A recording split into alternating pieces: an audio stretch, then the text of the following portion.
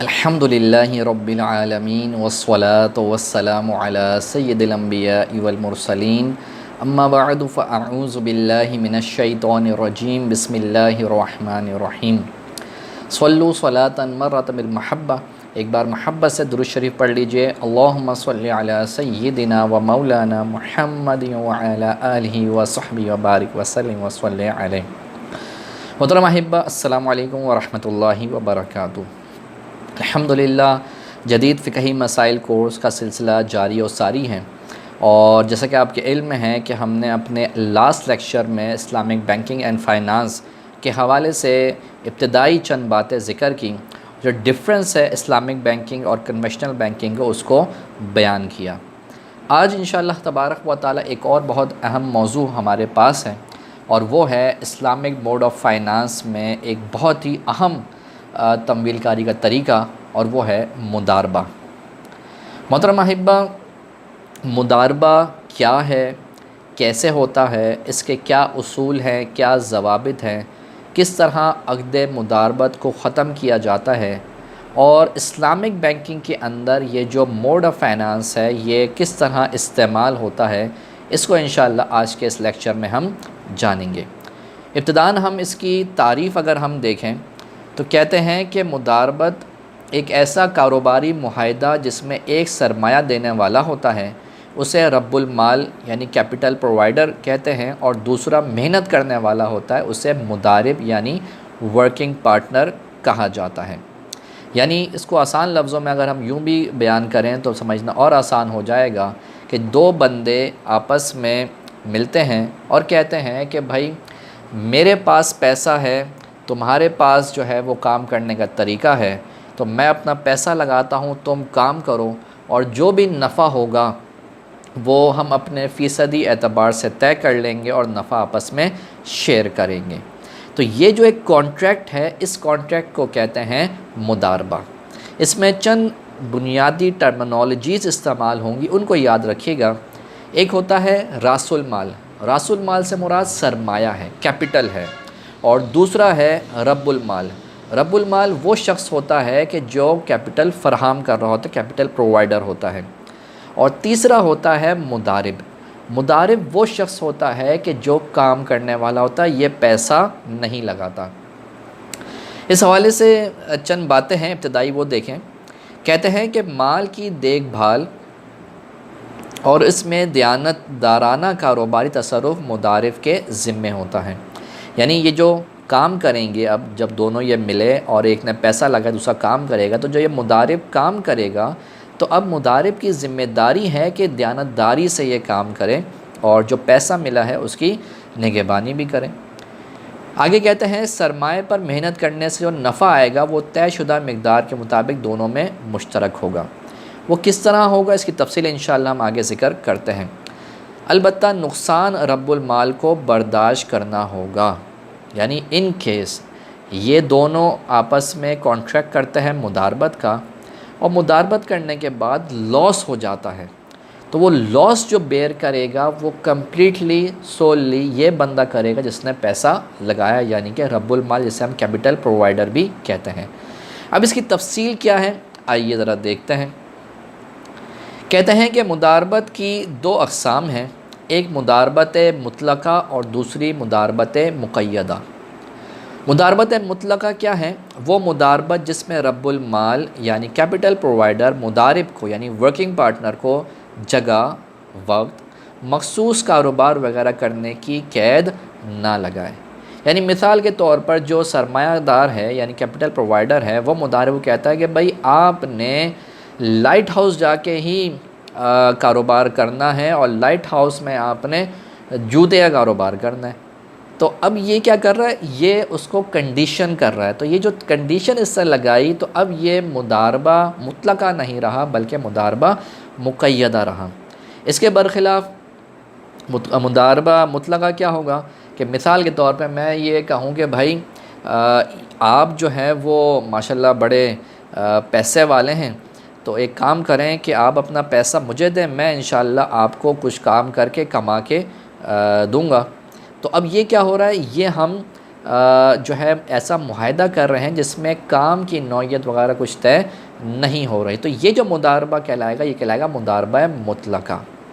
तो बहरहाल मुदारबा मुतलका वो मुदारबत जिसमें रब्बुल माल मुदारिब को जगह वक्त मखसूस कारोबार वगैरह करने की कैद ना लगाए, और मुदारबत मुक़य्यदा ये है कि वो मुदारबत है जिसमें रब्बुल माल मज़कूरा बातों में से किसी के साथ मुक़य्यद कर दे। जैसे कि हमने पहले मिसाल दी, लाइट हाउस पे जाके आपने जूते का कारोबार करना है तो ये आपने मुक़य्यद कर दिया, आपने कंडीशन लगा दी, तो ये कहलाई जाएगी मुदारबत मुक़य्यदा।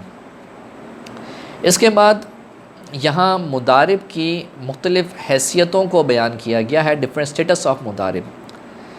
मुदारिब जो होता है यानी जो वर्किंग पार्टनर होता है, इसकी मुख्तलिफ़ मराहिल में मुख्तलिफ़ शरई हैसियत होती हैं, और वो क्या क्या हैसियत होती हैं, वो स्टेटस क्या क्या होते हैं, तो आपके सामने देखें लिखा हुआ नज़र आ रहा होगा कि ये अमीन भी बनता है, वकील भी होता है, शरीक भी होता है, ज़ामिन भी बन जाता है और अजीर भी हो सकता है। अमीन कब होगा या कैसे अमीन होता है? ये अमीन का मतलब ये होता है जिसके पास अमानतन कोई चीज़ रखवाई जाए वो शख्स अमीन कहलाता है। जैसे कि नबी करीम सल्लल्लाहु ताला अलैहि वसल्लम को आपको याद होगा कि वहाँ के कुफ़ार जो थे वो सादिक और अमीन कहते थे। तो अमीन आपको क्यों कहा जाता? आपको इसलिए कहा जाता कि आप लोगों की अमानतें बड़े महफूज अंदाज में रखते थे और उसमें ख़यानत बिल्कुल भी नहीं करते थे, तो इस एतबार से आपको अमीन कहा जाता। तो जैसे अमीन का तसव्वुर वहाँ था यानी हेर फेर नहीं करना, वैसे ही तसव्वुर यहाँ पे भी है कि मुदारिब के कब्ज़े में रासुल माल अमानत होता है। सही, तो चुनांचे जब उसके कब्ज़े में अमानत होता है तो अहकाम भी फिर अमानत वाले इसमें लागू होते हैं। इसके बाद अगला जो है वो है वकील, यानी एक हैसियत इसकी वकील की भी होती। किस तरह कि रासुल माल में तसर्रुफ़ करने का मुदारिब को रब्बुल माल की तरफ से इख्तियार हासिल होता है। याद रहे वकील से मुराद यहाँ पे वो वकील नहीं है जो कोर्ट्स में आपको नज़र आते होंगे काले कलर का जो है वो कोट पहनते हुए, बल्कि यहाँ वकील से मुराद वो नुमाइंदा होता है जिसको आप तसर्रुफ़ करने का इख्तियार देते हैं कि भाई ये चीज़ ले जाओ मार्केट में लाके बेच देना। तो बेसिकली शरई एतबार से वो आपका वकील है। तो रासुल माल में तसर्रुफ़ करने का मुदारिब को रब्बुल माल की तरफ से इख्तियार हासिल होता है, यानी रब्बुल माल जो होता है वो ये कहता है कि भाई ये लो कैपिटल और जाके मार्केट में आप बेचो, जो भी प्रॉफिट वगैरह हो, जो भी इससे चीज़ें ख़रीदो बेचो, जो भी प्रॉफिट वगैरह हो वो फिर हम आपस में शेयर करेंगे। तो ये एक तरीके से रब्बुल माल का जो है वो वकील भी होता है। अच्छा, शरीक कैसे होता है? ये शराकतदारी चूँकि इसने अक़्द किया है, मुदारिब की मेहनत और रब्बुल माल के सरमाए के नतीजे में हासिल होने वाले नफ़े में शिरकत होती है, यानी जो भी नफ़ा होगा उसको हम एक परसेंटेज के एतबार से आपस में बांट लेंगे, तकसीम कर लेंगे। तो इस एतबार से ये शराकतदार भी होते हैं, शरीक भी होते हैं। ज़ामिन, ज़ामिन से मुराद लाइबिल है। क्या मतलब ये है कि मुदारिब की लापरवाही नहीं नेगलिजेंस की वजह से रासुल माल में नुकसान हुआ तो मुदारिब ज़ामिन होगा। जैसे कि शुरू में हमने आपको ज़िक्र किया कि मुदारिब जो होता है ये अमीन होता है, अमानतदार होता है। अमानतदार से मुराद क्या है? इसके पास अमानत आप रखवाते हैं और इसके पास जो भी पैसा होता है, रासुल माल जो भी होता है, ये अमानत होती है किसकी? रब्बुल माल की। अब अमानत का हुक्म ये है कि अगर बग़ैर गफलत के, बग़ैर नेगलिजेंस के वो चीज़ हलाक हो जाती है, ज़ाया हो जाती है, तो फिर आप सामने वाले से तकाज़ा नहीं कर सकते, जिसके पास आपने अमानत रखवाई है उससे आप तकाज़ा नहीं कर सकते कि भाई ये चीज़ मुझे वापस की जाए। नहीं, ऐसा नहीं हो सकता। हाँ, अगर उसकी नेगलिजेंस हुई है, उसने ताअद्दी की है, उसने गफलत की है, तो फिर आप उससे क्लेम कर सकते हैं। वो इस बात का ज़ामिन होगा कि वो चीज़ आपको रिटर्न करे। तो चूँकि जैसे कि हमने शुरू में ज़िक्र किया कि इसकी हैसियत अमीन की होती है, तो लिहाजा अगर नेगलिजेंस इसकी तरफ से पाई जाए, मिसाल के तौर पर कैपिटल प्रोवाइडर ने जो है इसको पैसे दिए 10 लाख रुपए कि भाई लाइट हाउस में जाके जो है वो तुमने कारोबार करना है, जूते ख़रीदना और फिर बेचना। तो अब इसके पास कैपिटल है, इसने कैपिटल जो है वो वॉलेट में रखा और बस में चढ़ गया।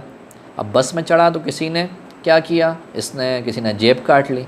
तो अब अंदाज़ा आप लगा सकते हैं कि इतनी बड़ी अमाउंट को इस तरह जेब में रख के तो नहीं लेके जाता। इसने चूँकि गफलत की, नुकसान हुआ, तो अभी नुकसान कौन बर्दाश्त करेगा? ये नुकसान जो है ये जो मुदारिब है ये बर्दाश्त करेगा और ये ज़ामिन होगा। इसी तरह अजीर भी होता है बाज़ दफ़ा। ये अजीर कब बनता है? अजीर ये उस वक्त बनेगा कि जब किसी बिना पर जो मुदारबत का अक़्द है ये फ़ासिद हो जाए। मिसाल के तौर पर मुदारबत फ़ासिद इस तरह हो सकती है कि यूँ कहा जाए कि भाई जो भी सरमाया है उसका 10% जो है वो आपको नफ़े में मिलेगा। तो ये क्या कर दिया, नफ़ा आपने फ़िक्स कर दिया, क्योंकि सरमाया तो फ़िक्स है ना। सरमाया 10 लाख, इसका 10% कितना हुआ, 1 लाख रुपए। तो 1 लाख रुपए तो फ़िक्स कर दिया, तो ये मुदारबत फ़ासिद हो गई। तो जब मुदारबत फ़ासिद हो जाती है तो ऐसी सूरत में ये जो मुदारिब होता है अब इसकी शरई हैसियत जो है वो अजीर की हो जाती है। चुनांचे अब जो भी आपका परसेंटेज वगैरह तय हुआ था वो अब इसको नहीं मिलेगा, बल्कि इसको इसके काम की उजरत मिसल दी जाएगी। यानी इस तरह के काम करने पर किसी बंदे को हम रखें जो है एम्प्लॉय के तौर पर, एक अजीर के तौर पर, तो कितने पैसे लेगा, तो जितने पैसे लेगा उतने पैसे इसको दिए जाएंगे। इसके बाद मुदारबा के हवाले से चंद उसूली शराइत हैं। कहते हैं कि रासुल माल या कैपिटल जो है करेंसी की सूरत में होना चाहिए। फ़ुक़हा अहनाफ़ के नज़दीक ये एक बुनियादी बात है कि जो भी रासुल माल होगा, जो भी कैपिटल होगा, तो वो करेंसी की सूरत में होना चाहिए। वो सामान नहीं होना चाहिए, यानी उरूज़ नहीं होना चाहिए, सामान नहीं होना चाहिए। मिसाल के तौर पर अगर मैं ये लैपटॉप है, ये टेबल है, मैं इसके ज़रिए किसी को दूँ मुदारिब को कि भाई ये लो और जो है वो तुम मुदारबत करो, तो उसूली तौर पर ये चीज़ दुरुस्त नहीं है।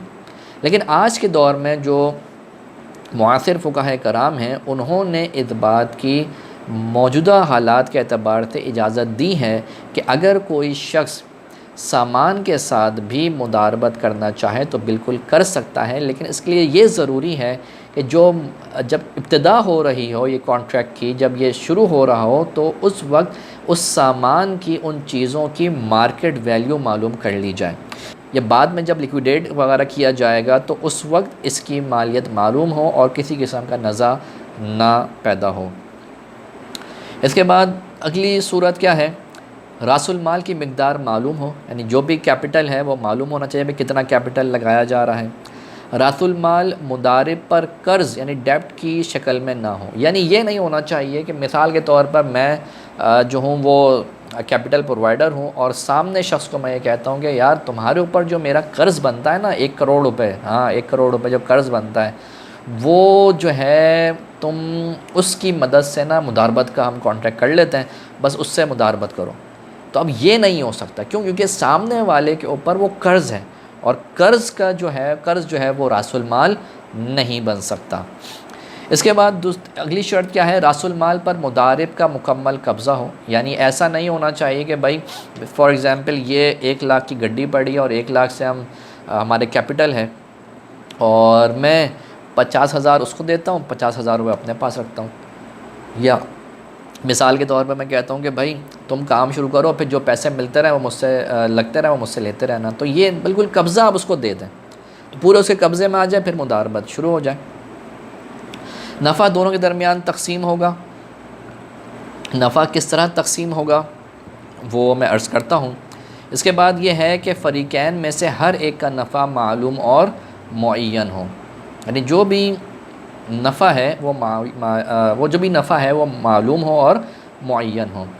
नफ़े के हवाले से कुछ शराइत हैं, ज़रा देखें। कहते हैं नफ़ा किसी एक फ़रीक़ के मुतय्यन फ़िक्स ना हो बल्कि दोनों हकदार हों। यानी ये नहीं होना चाहिए कि भाई नफ़ा जो है सिर्फ मुदारिब को ही मिलेगा या नफ़ा जो है वो सिर्फ जो है रब्बुल माल को मिलेगा, ये नहीं हो सकता। अगर ये सूरत बनती है तो ये फिर मुदारबत को फ़ासिद करने वाली सूरतें हैं। इसी तरह नफ़े का फ़ीसद यानी परसेंटेज के हिसाब से होना ज़रूरी है, वरना मुअय्यन रकम तय करने से मुदारबा फ़ासिद हो जाएगा। यानी जैसे कि शुरू में मैंने ज़िक्र किया कि ये नहीं होना चाहिए कि भाई मैं 1 लाख का मुदारबा करता हूँ, यानी 1 लाख रुपए बतौर कैपिटल मैं देता हूँ, मुदारिब कहता है सही है, लेकिन मैं साथ में ये भी कह देता हूँ कि भाई हर महीने आपने 5,000 रुपये मुझे देने ही देने हैं। तो ये मैंने जो अपना नफ़ा फ़िक्स कर लिया ये दुरुस्त नहीं है। मैं परसेंटेज में करूँ, मिसाल के तौर पर मैं पैसे लगा रहा हूँ 10 लाख रुपए, सामने से वो अपनी मेहनत लगा रहा है, तो मैं परसेंटेज फ़िक्स कर लूँ कि भाई 70% ऑफ द प्रॉफिट जो भी होगा वो मैं लूँगा और 30% आप लेंगे, या 30% मैं लूँगा 70% आप लेंगे। जो भी म्यूचुअल कंसेंट से तय हो जाए वो प्रॉफिट आपस में परसेंटेज के एतबार से तय करना ज़रूरी है। नफ़े की मिकदार मालूम है, जितना भी नफ़ा हो मालूम होना ज़रूरी है। नफ़े की सूरत में तकसीम नफ़ा से ही करना ज़रूरी है, यानी नफ़े की सूरत अगर हुई है तो नफ़ा जो है वो तकसीम जो है वो नफ़े से करेंगे। ये नहीं होगा कि आप जो आपका जो एक्चुअल जो सरमाया है उसको आप बेचना शुरू कर दें और नफ़ा लेना शुरू कर दें, नहीं, ऐसा नहीं होगा। नफ़ा वही है जो तमाम ज़रूरी अखराजात निकालने के बाद बचे, यानी नेट प्रॉफिट जो है वो डिस्ट्रीब्यूट होगा, ग्रॉस प्रॉफिट जो है वो डिस्ट्रीब्यूट नहीं होगा। नफ़े की मिकदार को बाहमी रज़ामंदी के साथ बाद में तब्दील भी किया जा सकता है, यानी मुदारबा आपका कॉन्ट्रैक्ट हुआ, उसके बाद आप चाहते हैं यार मुझे तो लग रहा है कि मुझे ज़्यादा मिल रहा है या मुझे लग रहा है मुझे कम मिल रहा है, तो बाद में आप इसको बाहमी रज़ामंदी के साथ तय भी कर सकते हैं। इसके बाद आगे जो सूरत बयान कर रहे हैं वो है मुदारबत में नुकसान और उसके अहकाम। मुदारबत में अगर नुकसान हुआ तो रब्बुल माल इसे अकेला बर्दाश्त करेगा, मुदारब नुकसान में शरीक ना होगा। यानी बिलफ़र्ज़ मुदारिब ने काम किया, रब्बुल माल के माल से, पैसे से बड़ा अच्छा काम किया, लेकिन बिलफ़र्ज़ उसको लॉस हो गया, तो टोटल लॉस जो बर्दाश्त करेगा, बेयर करेगा, वो रब्बुल माल करेगा। ये नहीं हो सकता कि आप मुदारिब को कहें कि भाई तुम भी बर्दाश्त करो, ऐसा नहीं हो सकता, बल्कि मुदारिब बर्दाश्त नहीं करेगा, उसकी मेहनत ज़ाया हो रही है, आपका पैसा ज़ाया हो रहा है तो उसकी मेहनत भी ज़ाया हो रही है। हाँ, अगर ये हुआ, जैसे आगे भी ज़िक्र आएगा कि अगर मुदारिब ने ताअद्दी की, नेगलिजेंस की, जिसकी बिना पर ये नुकसान हुआ है, तो वो फिर इसका ज़ामिन होगा, वो उसका लायबिल होगा और वो उस नुकसान को बर्दाश्त करेगा। नुकसान कारोबारी नफ़े से पूरा किया जाएगा, अगर फिर भी पूरा ना हुआ तो रासुल माल में से पूरा किया जाएगा। लेट सपोज़ एक मुदारबत हुई 1 महीने की, 1 महीने के लिए इन्वेस्टमेंट की गई, रब्बुल माल ने पैसा लगाया 1 लाख रुपए। 1 लाख रुपए लगाने के बाद जब काम किया तो काम करने के बाद प्रॉफिट जो है वो बहुत कम हुआ, तो लेकिन नुकसान ज़्यादा हो गया। तो नुकसान जो है वो इब्तदान प्रॉफिट से कवर किया जाएगा। प्रॉफिट बिलफर्ज ख़त्म हो गया तो अब रासुल माल यानी कैपिटल की तरफ आएंगे। इसके बाद आगे बयान करते हैं, नफ़े के ज़रिए नुकसान पूरा करने के बाद अगर बचे तो फ़रीक़ैन हस्ब शराइत आपस में तकसीम करेंगे। यानी वही बात सिंपल सी, 1 करोड़ की इन्वेस्टमेंट थी, 1 लाख प्रॉफिट हुआ और थोड़ा सा नुकसान भी था, तो उसको बैलेंस करते हुए आपको नेट जो प्रॉफिट बचा वो 50,000 रुपये बचा, तो 50,000 रुपये को दोनों फरीक अपने अपने जो भी परसेंटेज होगी उसके एतबार से तय कर लेंगे, तकसीम कर लेंगे। इसके बाद नुकसान अगर मुदारिब की गफलत और लापरवाही से हुआ है, यानी उसकी केयरलेसनेस थी, उसकी नेगलिजेंस थी, उस बिना पर नुकसान हो रहा है, तो इस पूरे नुकसान का मुदारिब भी ज़ामिन होगा, वही इसका लायबिल होगा। अब सवाल ये पैदा होता है कि इन केस मुदारबत अगर ख़त्म करनी हो, ये अक़्द जो है वो ख़त्म करना हो, तो उसकी क्या सूरत होगी। तो कहते हैं कि मुदारिब या रब्बुल माल में से किसी एक शख्स का इंतकाल हो जाए या एक शख्स जो है वो मजनून हो जाए, पागल हो जाए, उसकी अकल चली जाए, तो मुदारबत ख़त्म हो जाती है, बातिल हो जाती है। इसी तरह रब्बुल माल मुदारिब को माज़ूल कर दे और मुदारिब को इसका इल्म भी हो जाए, यानी जो कैपिटल प्रोवाइडर है उसको लगे कि यार मैंने जिस बंदे के साथ अक़्द मुदारबत किया हुआ, यार ये ऐसे बंदा सही काम कर नहीं रहा, या उसको कोई और अच्छा ऐसा बंदा मिल जाए जो अच्छी जगह इन्वेस्ट करके अच्छा काम करके जो है वो पैसे जनरेट कर सकता हो, प्रॉफिट जनरेट कर सकता हो, या किसी भी वजह से व्हाट्सोएवर कोई भी रीज़न हो उसकी बिना पर वो उसको हटा देना चाहे, वो कॉन्ट्रैक्ट ख़त्म करना चाह रहा होता है, तो अगर ये ख़त्म करने चाहे और सामने वाले को इल्म भी हो जाए, सही, दोनों को यानी ये ख़त्म करे और सामने वाले को इल्म भी हो जाए, तो मुदारबत ख़त्म हो जाती है। उसकी वजह यह है, जैसा कि शुरू में ज़िक्र किया था, कि ये वकील और मौक्किल का रिलेशन है, और शरई हुक्म यह है कि वकालत उसी वक्त ख़त्म होती है कि जब सामने वाले को आप बता भी दें कि मैंने तुम्हें माज़ूल कर दिया। अदरवाइज़ अगर आपने माज़ूल कर दिया लेकिन वो अपने तसर्रुफ़ात करते जा रहा, उसको पता ही ना चले, तो ऐसी सूरत में फिर उसके जो भी तसर्रुफ़ात होंगे वो आप ही की तरफ फेरे जाएंगे, आप ही उसके ज़िम्मेदार होंगे। इसके बाद आगे बयान करते हैं कि रासुल माल किसी नागहानी आफत की वजह से हलाक हो गया, यानी कैपिटल जितना भी था सब हलाक हो गया, ख़त्म हो गया, तो बस मुदारबत ख़त्म। और एक और वजह है वो ये भी सूरत है कि अगर मुदारबत के लिए वक्त मुअय्यन हो तो वक्त गुज़रते ही अक़द मुदारबत ख़त्म हो जाता है। यानी आपने एक ख़ास पीरियड के लिए, ख़ास टाइम के लिए, ख़ास टेन्योर के लिए आपने मुदारबत का अक़द किया, तो जैसे ही वो टाइम ख़त्म होगा ऑटोमेटिकली ये जो अक़द मुदारबत है ये ख़त्म हो जाएगा। फिर उस वक्त जो भी नफ़ा होगा, नुकसान होगा, वो भी शरई अहकाम जो हमने बयान किया उनके एतबार से वो फिर तक़सीम कारी होगी। अब यहाँ पर एक सवाल पैदा होता है कि ये तो मुदारबत हमने क्लासिकल वे में पढ़ ली, लेकिन इस्लामिक बैंक्स जो हैं वो मुदारबत को किस प्रोडक्ट के अल्टरनेट के तौर पर इस्तेमाल करते हैं और वहाँ पे तरीक़ेकार क्या होता है। तो यहाँ पर ये बात ज़हन में रखिएगा कि मुदारबत जो है ये सेविंग अकाउंट्स में इस्तेमाल होती है, यानी सेविंग अकाउंट्स के अल्टरनेट के तौर पर इस्तेमाल होती है। मिसाल के तौर पर मेरे पास पैसे हैं, मैं बैंक जाता हूँ, कन्वेंशनल बैंक, और उस वहाँ पे एक सेविंग अकाउंट रखवा देता हूँ और सेविंग अकाउंट में मैं ये बोलता हूँ कि भाई मुझे इस पर प्रॉफिट चाहिए, तो बता देते हैं जो भी प्रॉफिट होता है मंथली बेसिस पे या एनुअल बेसिस पे जो भी प्रॉफिट होता है वो डिस्क्लोज़ करके मुझे बता देते हैं भाई इतना प्रॉफिट आपको मिलेगा, तो यूँ मुझे प्रॉफिट मिलना शुरू हो जाता है। लेकिन हम जानते हैं कि शरई एतबार से ये दुरुस्त नहीं है, क्योंकि मैंने जो उनके पास रकम रखवाई है ये कर्ज़ की सूरत है और कर्ज़ पे जो भी नफ़ा होगा तो वो सूद होगा, क्योंकि हदीस में फरमाया गया कुल्लु क़र्दिन जर्रा मनफ़अतन फ़हुवा रिबा। तो अब इस्लामी बैंक के पास इसका क्या अल्टरनेट है?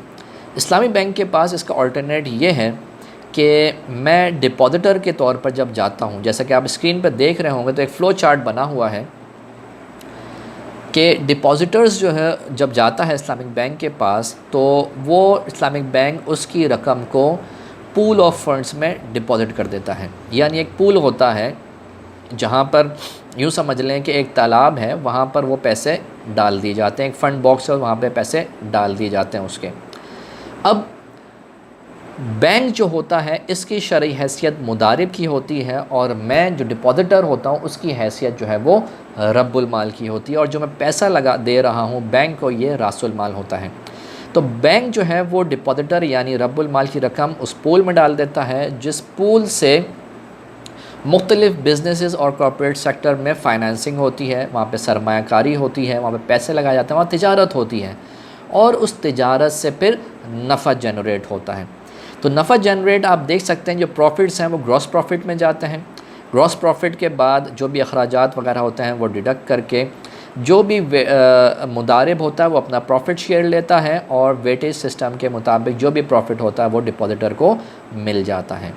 यानी इसको आसान लफ्ज़ों में अगर हम कहें तो यूँ कह सकते हैं कि मैं बतौर रब्बुल माल के बैंक में गया, बैंक को मैंने अपना रासुल माल दिया, अपना कैपिटल दिया, बैंक ने वो पैसा कहीं पे बतौर मुदारिब के इन्वेस्ट किया, कहीं पे वो पैसा जो है उससे काम किया। अब उस काम करने से जो भी नफ़ा जनरेट हुआ, बैंक ने जो भी प्रॉफिट का शेयर तय हुआ था उसके अकॉर्डिंगली अपने पास बतौर मुदारिब के रखा और मेरे साथ वो बकिया मुझे दे दिया। तो ये जो है वो मुदारबत की प्रोडक्ट है कि जो सेविंग अकाउंट के अल्टरनेट पर इस्तेमाल की गई है।